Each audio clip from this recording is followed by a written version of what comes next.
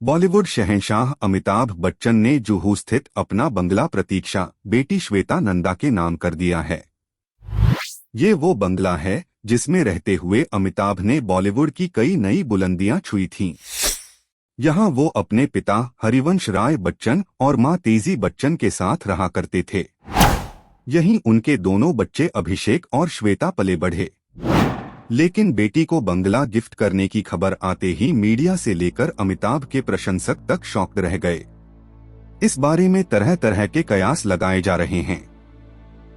मुंबई के सबसे पॉश इलाके की यह बेशकीमती प्रॉपर्टी अमिताभ ने आखिर बेटी के नाम क्यों की, जबकि श्वेता खुद एक बड़े औद्योगिक घराने में ब्याही हैं और उनके पास प्रॉपर्टी की कमी नहीं है।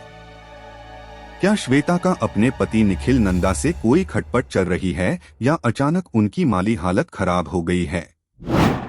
क्या अमिताभ बच्चन का अपने बेटे बहू से मोह भंग होता जा रहा है?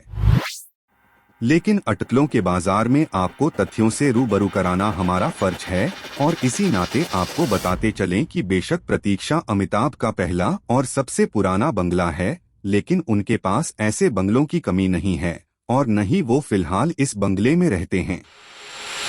प्रतीक्षा की मौजूदा मार्केट वैल्यू करीब 55 करोड़ रुपए बताई जा रही है, क्योंकि श्वेता के नाम इसे ट्रांसफर करने में करीब 50 लाख रुपए का स्टाम्प शुल्क चुकाया गया है। लेकिन अमिताभ अपनी पत्नी जया और बेटे बहू के साथ फिलहाल जिस बंगले जलसा में रहते हैं उसकी कीमत प्रतीक्षा से करीब 3 गुना ज्यादा है, यानी 150 करोड़ रुपए। 10,000 वर्ग फुट में फैला जलसा इतना बड़ा है कि इसमें जिम, लाइब्रेरी से लेकर एक छोटा स्टूडियो भी है, जिससे अमिताभ अपनी छोटी मोटी शूटिंग और रिकॉर्डिंग घर पर ही निपटा सकें और उन्हें ट्रैवल न करना पड़े। जलसा इस बात के लिए भी सुर्खियों में रहा है कि हर संडे की शाम यहाँ बाहर अमिताभ के प्रशंसकों की भीड़ लगती है। इसके अलावा मुंबई में अमिताभ, जया, अभिषेक के नाम करीब आधा दर्जन रिहायशी और कमर्शियल प्रॉपर्टी हैं, जिनकी कीमत सैकड़ों करोड़ में है।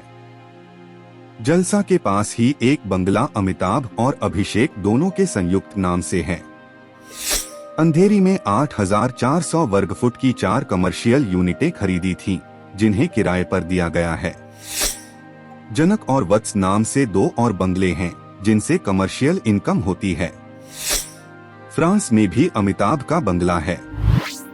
दुबई के सेंचुरी फॉल्स में अभिषेक और ऐश्वर्या के नाम एक विला बहुत पहले ले लिया गया था।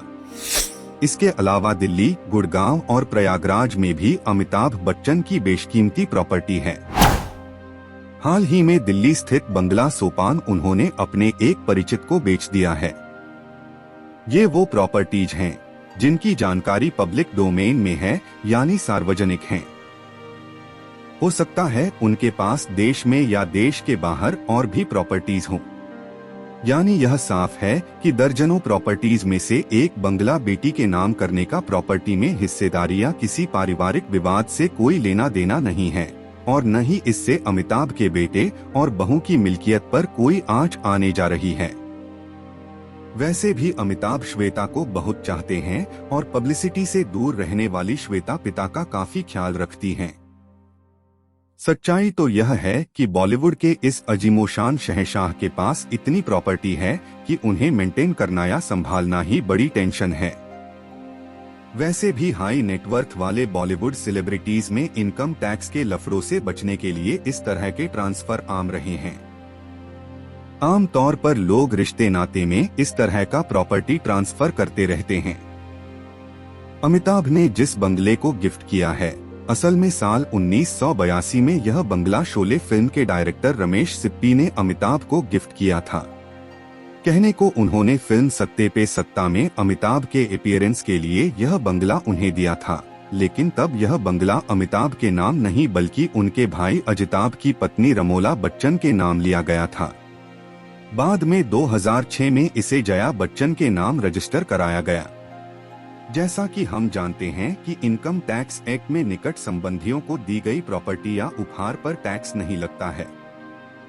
बॉलीवुड सेलिब्रिटी इतना ज्यादा कमाते हैं कि कई बार फिल्म निर्माता उन्हें पूरी रकम ऑन रिकॉर्ड नहीं देते, बल्कि गुप्त तरीकों से भी रकम चुकाई जाती है। इससे देने और लेने वाले दोनों कई वित्तीय देनदारियों या झंझटों से बच जाते हैं। बाद में एक्टर भी प्रॉपर्टी छुपाने या आय कम दिखाने के लिए उन्हें अपने नाम से नहीं बल्कि रिश्ते नाते में किसी और के नाम चढ़वाते रहे हैं। प्रॉपर्टी और टैक्स कंसल्टेंट्स का भी यही मानना है कि अमिताभ की ओर से श्वेता को प्रॉपर्टी ट्रांसफर इसी तरह के तकनीकी कारणों से हुआ होगा। बेटी होने के नाते वैसे भी वह उन्हें कुछ भी देने को स्वतंत्र हैं और इस मुकाम पर पहुंचा कोई भी पिता ऐसा स्वाभाविक रूप से करता है।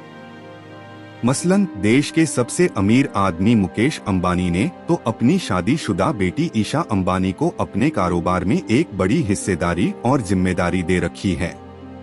वैसे अमिताभ की कुल नेटवर्थ करीब 3000 करोड़ है और उसमें भी उन्होंने बेटी को कुछ दिया ही होगा। लेकिन बंगले की बात इसलिए फैली क्योंकि इसका सार्वजनिक रजिस्ट्रेशन कराया गया है। यानी ऐसे मामलों में पारिवारिक विवाद नहीं बल्कि बेशुमार दौलत और उन्हें ठिकाने लगाने की मजबूरी बड़ी वजह रहती है। बहरहाल अमिताभ के प्रशंसकों को यही उम्मीद करनी चाहिए कि महानायक के परिवार में सब कुछ ठीक ठाक है।